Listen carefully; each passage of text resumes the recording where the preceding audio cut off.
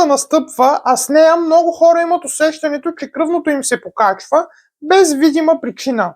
Може би сте забелязали, че пулсът ви се ускорява, главата ви боли, а усещането за напрежение не изчезва, въпреки че видимо всичко е както обикновено. Това не е само във вашето въображение. Аз съм доктор Коста Иванов, семеен лекар, и в това видео ще ви обясня защо зимата кръвното се покачва, как тялото реагира на студения сезон и ще ви дам няколко практични съвети как да държите кръвното си налягане под контрол.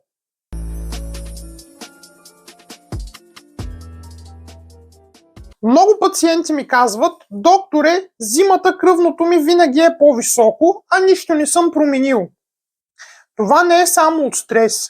Зимата има някои напълно реални физиологични механизми, които повишават кръвното налягане. В това видео ще се опитам да ви обясня как това се случва, кога е нормално, кога е тревожно и какво можем да направим, за да го контролираме. Как студът влияе на кръвното? Когато е студено, организмът се старае да съхрани топлината. Съдовете с по-малък калибър и най-вече периферните съдове на крайниците се свиват. По този начин налягането в тях нараства. Това е чиста физика. При пациентите с артериална хипертония обаче, проблемът е, че стената на съдовете е по-ригидна, по-твърда. Именно това е един от механизмите за покачване на кръвното налягане при тях.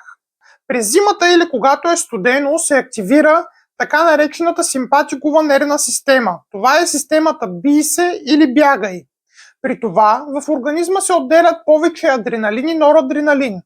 Именно адреналинът и норадреналинът водят до констрикция на съдовете, ускоряване на пулса и повишаване на кръвното налягане. Освен това се активира и ренин-ангиотензин на алдостероновата система, като това е хормонален механизъм, който води до задръжката на вода и натрий в организма. Това допълнително увеличава обема на циркулиращата кръв и повишава артериалното налягане. Освен чисто физиологичните механизми, някои зимни навици също водят до повишаване на кръвното налягане. През зимата стоим повече в къщи, храним се с по-солена храна, а хората консумират и доста алкохол по край празниците. Всичко това води до задръжката на течности и повишаване на кръвното налягане. Кои хора са най-застрашени? Най-често зимното покачване на артериалното налягане се наблюдава при хипертоници, които вече имат проблем с кръвното налягане. Застрашени също са възрастните хора, хората с бъбречни проблеми, диабетици, както и тези, които не контролират кръвното си редовно. Кога повишаването на кръвното е опасно? Лекото повишение на стойностите при здрави хора или еднократно е нормално. Обаче ако трайно поддържате кръвно налягане над 140 на 90, ако имате симптоми като световъртеж, главоболие, причерняване, тежест или стягане в областта на гърдите, както и ако наблюдавате рязки промени в стойностите на кръвното налягане, то трябва да потърсите лекар.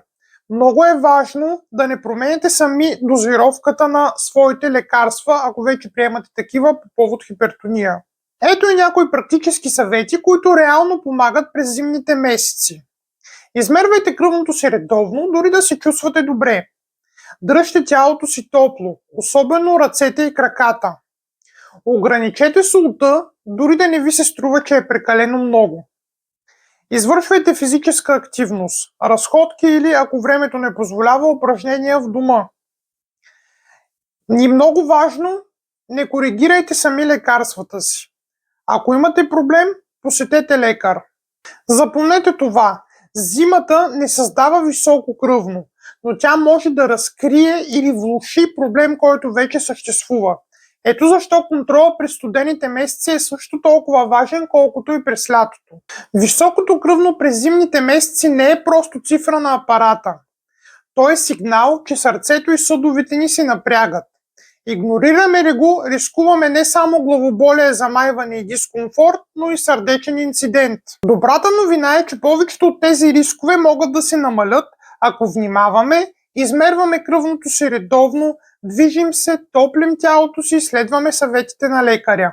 Високото кръвно не е съдба, а предупреждение.